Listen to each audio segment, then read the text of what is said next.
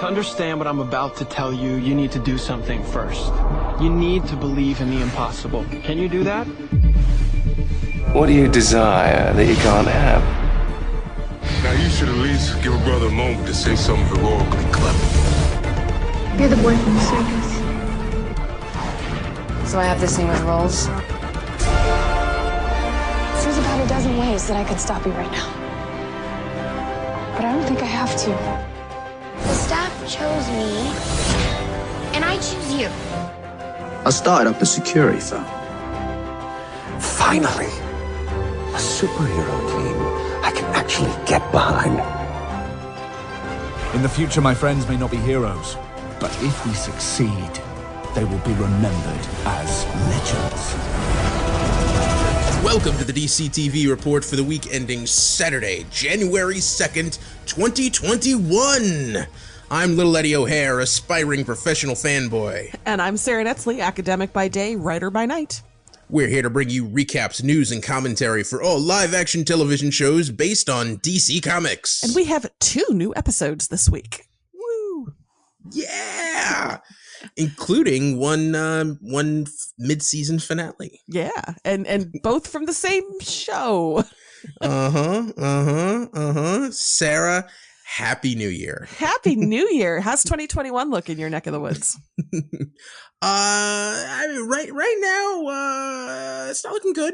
It's about the same. I live in a place that's constantly being admonished by the governor. We don't usually talk politics here, but let's just say it's tense. It's tense. And I'm glad to have some DC TV shows to take my mind off things, even if it's only for a couple of hours. I mean, it's a reason to stay inside, right? Yes. So yeah. I spent New Year's on my own for the first time ever. Oh, how was that? It was all right. I made nachos and watched Shazam. So sure. I can think of no better way to bring in the New Year. We got an extravagant seafood platter for the 2 of us and watched the back half of Ted Lasso. So that was a good choice because that let me be very much in my feels as we headed to midnight. So did you watch the ball? Which network did you watch the ball drop on? Well, I mean, we're Central time zone, so there isn't really a good at our New Year. Plus, we're cord cutters, so it's really kind of hard to find. We didn't watch the ball. I found something on YouTube, and it was very anticlimactic. It was not the best ball drop. What did you do? Oh, that's weird. I never thought about that. That it's gonna be. I just assumed that like all New Year's Eve extravaganzas were like 4 hours long. They just keep resetting the ball drop over and over. No. Yeah, no, I ended up on Fox, who had the strangest New Year's Eve presentation I've ever seen. It felt like something out of like really bad 1970s TV specials, like the kind where like, executives would get fired for putting it on the air. Because it was Ken Jeong and Joel McHale hosting and negging each other the entire time. Oh, that's very strange. And Craig Robinson was the band leader, who was completely antisocial and did not want to be there. And because they couldn't afford to have anything in New York, and instead of like showing all the exciting stuff happening, they had one cameraman and Kelly Osbourne describing everything that the other networks were doing. What? Yeah. And they had like C-list celebrities zoom in. I think Leanne Rimes performed at one point a song from the Coyote Ugly soundtrack. Okay, these names are getting more and more random. I know, right? I know. It is weird. Yeah. So yeah, I hope I hope that special can be like, sealed in amber, for people to study, like 3 decades from now, like the way we do like the Paul Lynde Halloween special. So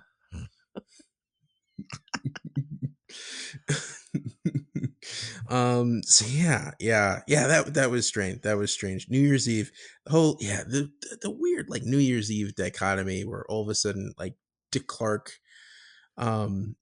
after the stroke, like split into two into Carson Daly and Ryan Seacrest, and every year they compete with each other. And I feel like every year that's when we're reminded Carson Daly exists. And then somehow Jenny McCarthy and Donnie Wahlberg got thrown into this. I am just the strangest TV historian. I don't know. I don't know. It's weird that you haven't talked about Drunk Don Lemon, because Drunk Don Lemon doing New Year's Eve stuff is really actually a treat. So, is it CNN? Yes. Oh, okay. Yeah, people talk about CNN. I never think of CNN. I always think of like the networks. It's like New Year's Rockin' Eve, and NBC usually has something. Well, and again, cord cutter. So I kind of have to scavenge from clips and social media, and it's just, I'm too old to be a cord cutter. I should just pay for TV again. But it's weird that I'm coming to this idea after 9 months of lockdown or whatever it is. Well, you could just get the antenna just so you can get local stuff. I do have the antenna. It's terrible. It's terrible. We don't even get the local chat. It's just, you know what? Nobody wants to hear my old person problems. I'm just going to spring for Hulu Live. It's what's going to happen. It's fine. It's fine. Hulu's got me. I do YouTube. It's good. It's good. It's good. Anyway, Ted Lasso. Am I right? Yeah.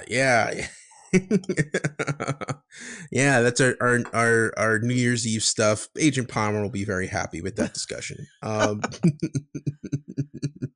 And yeah, thank you. I want to thank everyone for listening, and for checking us out. Tell all your friends about us. Rate and review us if you haven't, on Apple Podcasts or whatever podcast app you're listening to this on. And if you want to be extra helpful, we are part of Wicked Theory Studios, which has a Patreon, patreon.com/Wicked Theory. And for as little as $1 a month, you can help us with our overhead. And there's a bonus podcast there called Ed Bonds with Bill, where I show our executive producer Bill Sweeney James Bond movies. We've run out of James Bond movies. Our last movie, we're in the wannabes phase, because No Time to Die has just refused to release until April. So we recently watched Our Man Flint with James Coburn from 1966, which you'll see is a real big influence on Austin Powers. And just an insane, this is what Hollywood watched James Bond and then spat this out. And not to tease, but we're recording a new episode today, and it is by far the most excited I've been on this to record a podcast in like 3 years, because it is quite the obscure artifact, and I don't want to spoil anything here, but just if you're a Patreon subscriber and you haven't listened to any Ed Bonds with Bill, this next episode is going to be the one to jump in. That's big. Yeah. I don't know if I'm ready, Sarah. And yeah. So we got exciting stuff going on. Yeah. So Sarah, you ready to kick off the new year with some the last TV episodes of 2020? Yeah, let's do it. All right, and they are from Pennyworth, Season 2, Episode 3, The Beltonwelt. Alfred's dad came to him in a dream and gave him an idea about who stole his money. Aleister Crowley lured the Archbishop into a satanic orgy. Bet and Katie hid out at an art teacher's house, and the paranoid tension mounted. Last minute reveal. Baza died with his guts spilling out, telling Alfred and Dave Boy not to give up. Pennyworth, mid-season 2 finale. The Hunted Fox. After burying Baza, Alfie decided to work with Gulliver Troy, but only long enough to raise enough money to skip town. Bet and Katie reached London, but had trouble finding Bet's sister Peggy. Thomas begged Martha to help him dissuade his sister Patricia from marrying a skeevy stylist. While the English League held elections, Francis Gaunt began to question Lord Harwood's mental competency to lead the Raven Union. Last-minute reveal, the undercover Lucius Fox recorded Colonel Salt demonstrating Stormcloud and Lord Harwood calling it victory. Oh, Ed, this was dark. This was dark. No shit. I mean, like, that second to last episode, if we weren't doing this for the podcast, I'm not sure I could have made it to the last one. It was... I don't even know where to start. Yeah. So, Baza, rest in peace. I did not expect to see the intestines. Yeah. I mean, the one thing I would say, 1960s London under siege, starting a civil war, an insurrection. I think that shows that this show is willing to do anything, which is actually very scary that they'll do anything. And if you remember in season 1, episode 4 was when Esme got killed off. So the fact that around, we're at that same point and, was that and Alfred's only episode 4 of season 1? My God. Yeah. You know how I know it was episode 4? Because my mom only watched up to episode 3 and then, I got her BritBox and she moved on. And I've been waiting to see her reaction to Esme's death and then Alfred's torrid affair with the Queen. And I think I will be waiting a long time to hear that reaction. So yeah. So just insane stuff that's going on. And these all four of these episodes, it's been pretty dim. Yeah. I mean, picking a winner of the week was tough these last 3 weeks. Yes. And what's weird is, like, I think they put out these 4 episodes because it's what they had, and they wanted to tease a little bit. And, I think we're going to have 6 more in the spring. Because I've seen some places that it's supposed to come back in March. Like the Futon Critic has it listed coming back in March, but I haven't seen any articles saying that, so I don't know. Yeah, I've seen it too, but not from any place. I mean, Futon Critic's the most reputable thing that I've heard. So,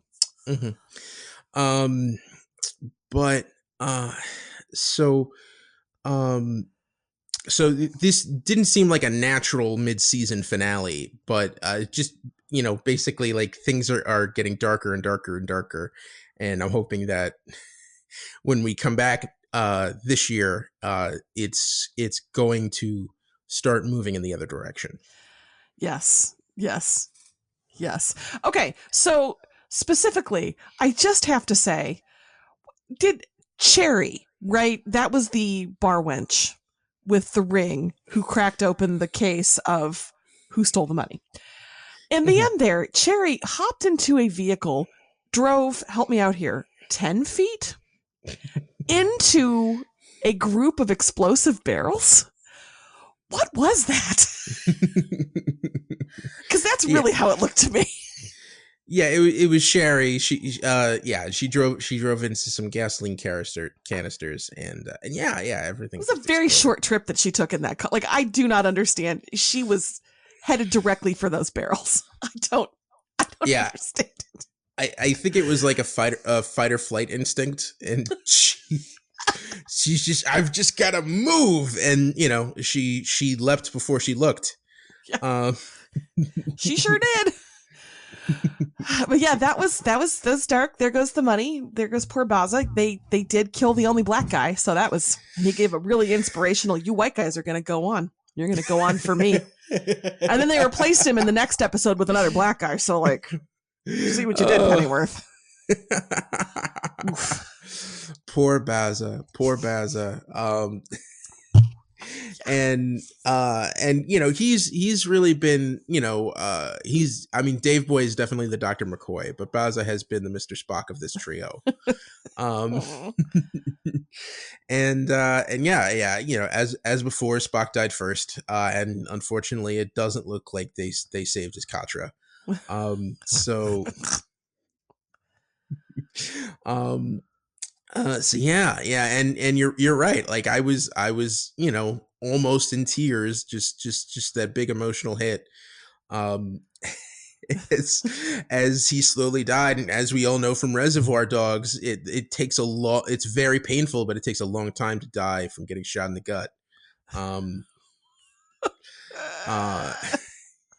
Even as your intestines are spilling out, and it's just yeah, I feel like all of a sudden there was like, this show's gotten a lot more Guy Ritchie in the last couple of weeks.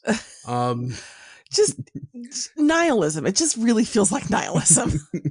Also, I don't like what they're doing with Bet this season. Does she feel a little more capricious and childish than last season, or am I just not remembering who she was last season?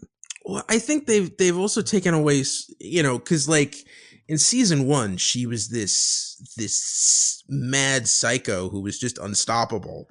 And the fact that she's coming up with a lot of resistance, it feels like they've taken away a little bit of her agency. Mm-hmm.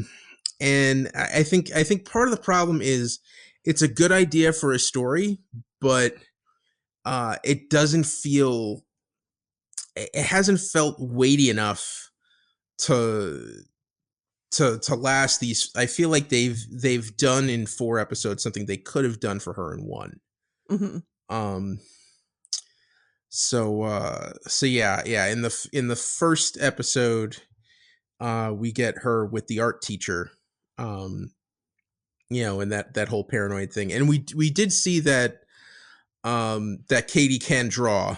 Mm-hmm. I know we raised some suspicion about that last week. And yeah, I think the thing is, like, she's down. But I do say, like, the next episode she has to meet up with Alfred, and that's when things have to go completely topsy-turvy. Mm-hmm. You know what I mean? Yeah. Like she's now felt betrayed by Harwood, even though it wasn't Harwood, it was Salt. Ugh, Salt. I hate his little squirrely face. Yeah. So I think it does feel like they've taken her down a peg, but I think that in the next few episodes that we see, there will be a reckoning, and she's probably going to come back more dangerous than ever. I don't want to say I hope so, because obviously that's not good for our protagonist, but yeah, her flailing it's been hard to watch. I don't know what's wrong with me. Yeah, and it's odd that she's sort of growing a conscience now. Yeah. Because it's the kind of thing where, like, you set up a sociopath, and like the whole point is that they don't have that switch to turn on and off. So to introduce that kind of seems antithetical, but let's talk about Aleister Crowley. Let's talk about some of the English League stuff. That guy is no good. No. Well, I think Thomas would say, I'm glad he's on our side. And just really are you surprised, like, how easy it was to trick Archbishop Potter into that scandal? Yeah. That happened fast. I was kind of surprised, as slow as you say, like the bet stuff has been unfolding. That was just a 10-minute, like, hey, oh, you're corrupted now. Really? We're not going to do a slow seduction of the Archbishop? All right. Yeah. And that led to what I thought was one of the more interesting turns in the second episode, was the election speeches, which, Sara, were you involved in scouting at all as a teenager? No. Okay. I am an Eagle Scout, and I was a Boy Scout all through high school. And there is an honor society in the Boy Scouts called the Order of the Arrow. And one of the big things I remember was lodge elections, which was you'd have like 100 kids in a room, and then you would elect officers, president, or in this case it was like chief, vice chief. And the way that would always work is whoever was running would be locked in a room away from everybody except for one person who would give a speech. And it reminded me, and the election speech scene reminded me a lot of those days, and thinking about cleaning camps and different things like that. But it was an interesting to see the dichotomy between Ripper and Aziz, and to see how two people who want the same goal but go about it in very different ways. You can say that again. yeah, and I thought it was really cool to see Ripper put forward a concrete plan that really seemed ruthless and dangerous, and Aziz kind of calling him out on it, but not really providing a concrete alternative. Yeah. And I would be kind of torn over who to vote for in that scenario. Mostly with Ripper, I was reminded of the HBO movie 7 Days in Hell, where the Queen announces, "Let them fight." And to me, I was waiting for her to say that as some sort of in-joke, and it didn't happen, and I was very disappointed, but, let them fight. What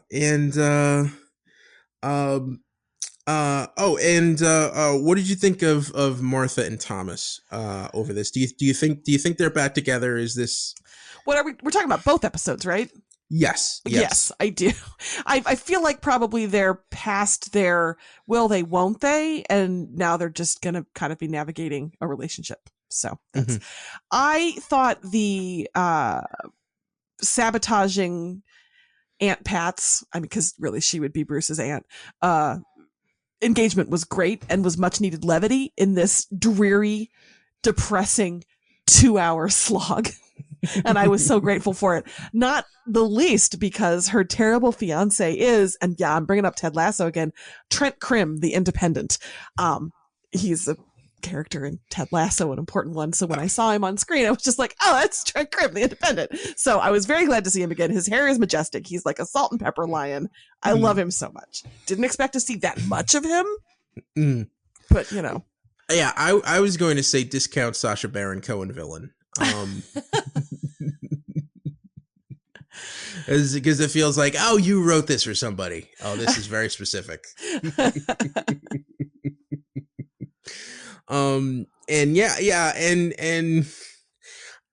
Interesting look into 60s culture.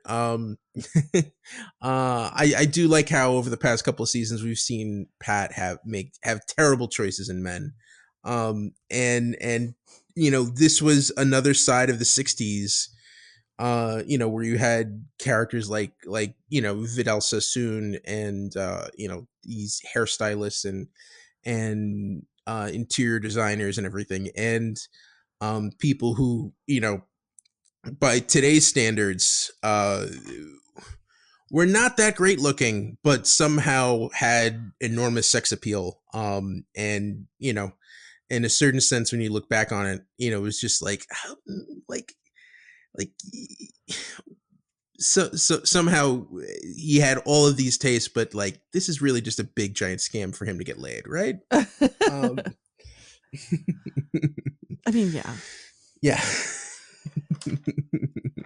Yeah, and I'm just looking over my notes quick to find that character, Jacques Duval. I don't know if he wants to come back for the rest of the season. I'm into it. All right, and we did get so how long until Colonel Salt gets Francis Gaunt killed? It's got to be pretty fast because she's the weak link in that chain, right?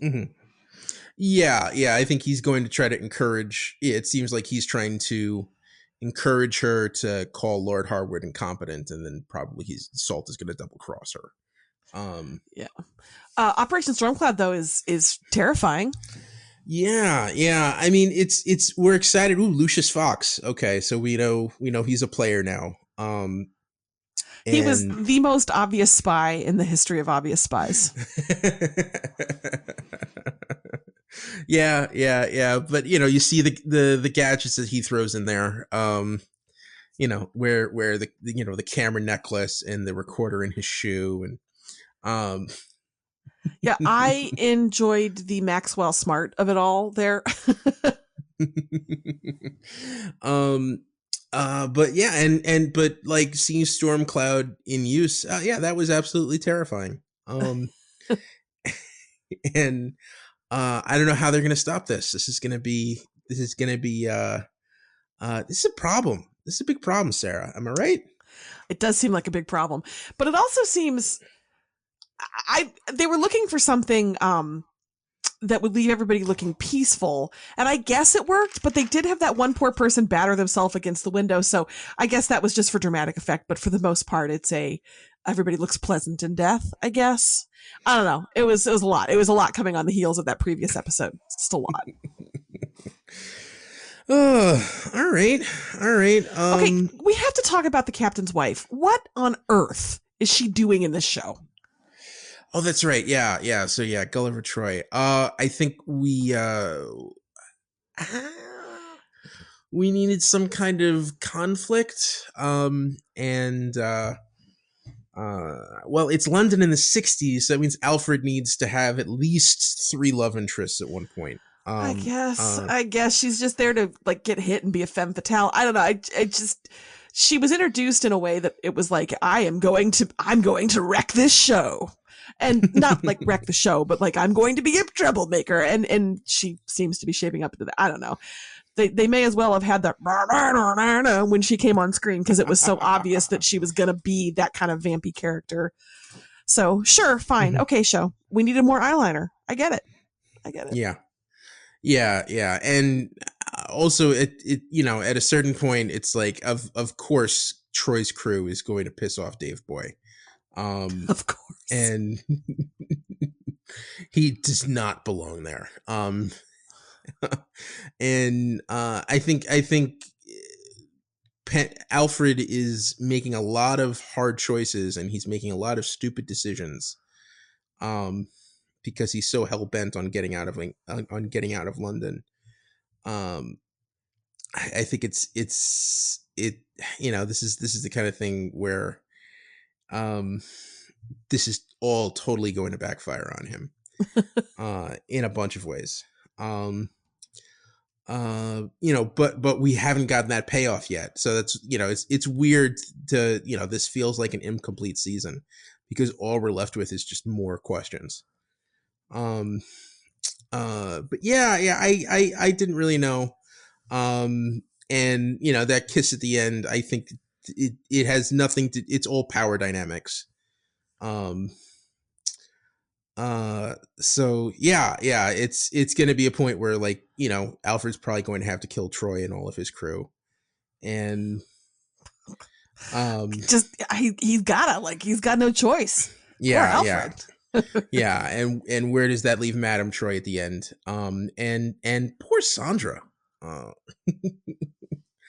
who's just, kind of, left in the wind. Alfred still hasn't told her that he's planning on leaving. And she really thinks that she's going to have a life with Alfred, and we know that can't be true. So, yeah. And I hope Sandra leaves Alfie in the wind, and doesn't end up getting killed like Esme. Yeah, that's, I joked about, I would rage quit the show if I swear to God, if they kill another love interest. Yeah. It's gonna be interesting. But yeah. And it seems like I'm a little higher on this show than you are right now. So are you? I think I needed something not quite so dour at this point in the year. I mean, when I was watching it, it's New Year, so I guess we can allow for more dourness. But I needed a little lighter. I think just mentally, and it's not giving me that, and it's not the show's fault. It's just where I am. So I'm really glad it's working for you. Okay, it's not bad. It's well done. I still enjoy the costumes and the setting and the era, and it's just. I kind of have to brace myself when I sit down for it. All right, and I guess we'll check in with this. We'll check in with Pennyworth again in a couple months. If the March thing is accurate, yes. Yes. All right, and there was no news for Pennyworth, right? Correct. All right, so on to news for the shows. All right, very little news this week because, well, as you know, it was a holiday. So, but we'll start with a sort of rundown on superhero movies and what's going on with them. And Ed, I'm going to turn it over to you because you're more the movie guy than I am. Yeah. So, Walter Hamada, who's AT&T's bigwig, with Warner Brothers, had an article, had a puff piece in the New York Times last week. Just basically talking, after Wonder Woman's 1984's enormous success, just talking about the direction that DC films are going to be going in. And he announced that basically starting in 2022, the goal is going to be for them to release 4 movies in theaters every year. And at least 2 movies on HBO Max as like smaller budget TV movies, to do with more ancillary characters like Batgirl or Static Shock, were 2 examples of HBO Max type movies. And more importantly, for our purposes, that evidently every movie now that they come up with, the thinking at DC Films is not just let's make it not just about the movie itself, but what is the potential Max spinoff from this movie. So we've already known about Gotham PD and the Peacemaker, but evidently expect to hear a lot more tie-in TV shows for movies coming to HBO Max. So, Sarah, are you scared yet? Are you? Yes, I am. I really am. So yeah. That could be a lot. Now, to be fair, Warner Brothers' MO for like the last decade now has been to announce a bunch of stuff and just never follow through with it, or get to a point where one thing comes out and it's disappointing and then they throw everything away. So, I would pay attention to when the Suicide Squad comes out in August, and other potential movies coming out. I think in 2022 we're meant to get Flashpoint, Aquaman 2, the Batman, and what was the other one? And possibly a Black Adam movie. So, again, take this with a grain of salt, but potentially we could be getting very, very busy on this show going forward. Good grief. I do think it's kind of interesting. It is. Does this feel a little bit like the Marvel playbook? A little bit. Because and Marvel got there first because Disney Plus got there first. So we have WandaVision starting next week. That feels like it's already, and we already had Agents of S.H.I.E.L.D., which is the kind of early playbook for what DC is talking about. It feels like they stole like half the playbook and are filling in the gaps, but aren't really sure how. So I don't know. I'm a little confused. And at this point I've been, I've had such a touch and go relationship with DC movies over the last few years that I'm just like, just put out one good thing. Just put out something good. something good, and then let's take it from there. Let's not put the cart before the horse. And if I can just put this out into the universe, if we could take just another pass on whatever the finalized Wonder Woman 3 script is for consistency and logic, motivation, if we could just have one person sit down with it and give it a good edit before we start filming, that would be great. Yeah. Yeah. All right. Let's talk about shows that are actually happening. Okay. All right. Let's talk about Batwoman. So Batwoman is coming back very soon, and it's 3 weeks from now. Yes. Okay. Yes. And when it comes back, we have a little bit more detail about how that's going to look. New Batwoman Ryan and Sophie apparently have their own complicated history, because of course they do. And apparently so do Bruce Wayne, or in this case, fake Bruce Wayne, and Julia Pennyworth. So there's going to be more backstory, personal history, grudges, longing, I don't know what.